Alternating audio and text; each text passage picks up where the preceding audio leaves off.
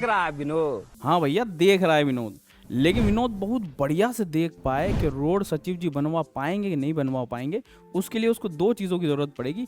एक तो vitamin A जो उसे गाजर से मिल ही जाएगा, और दूसरी जरूरत पड़ेगी उसे ज्योमेट्रिकल आइसोमेरिज्म की। हाँ बिल्कुल सही सुना आपने, सिस ट्रांस आइसोमेरिज्म उसकी आंखों को करना आना चाहिए, वरना वो देख नहीं पाएगा। अब समझें इस बात को कि आखिर इसका क्या मतलब है कि जब हम गाजर खाते हैं या फिर कोई भी सोर्स खाते हैं जिससे कि विटामिन ए हमारे शरीर तक पहुंच जाए, तो विटामिन ए जो है वो होता है रेटिनॉल।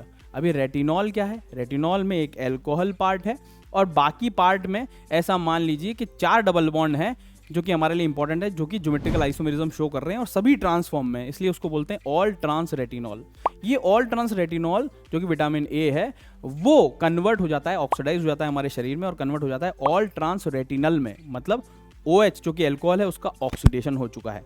अब ये ऑल ट्रांस रेटिनल आइसोमरेज के थ्रू कन्वर्ट होता है 11 सिस रेटिनल में। What does it mean? इसका मतलब ये हुआ कि 11 और 12 कार्बन का जो डबल बॉन्ड GI दे रहा था ट्रांसफॉर्म में था, अब वो सिस में कन्वर्ट हो चुका है।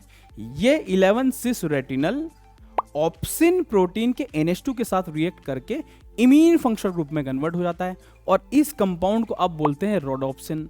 यही फोटो सेंसिटिव सब्सटेंस है जिस पर जब लाइट पड़ती है तो ये 11th कार्बन पर प्रेजेंट सिस फॉर्म ट्रांस में फिर से तब्दील हो जाती है और अब ये बन जाता है ऑल ट्रांस रोडोप्सिन। और इसके साथ एक नर्व इंपल्स जनरेट होती है जो कि देखने के लिए, दिखाने के लिए रेस्पॉन्सिबल है। इस नर्व इंपल्स की वजह से ही हम देख पाते हैं।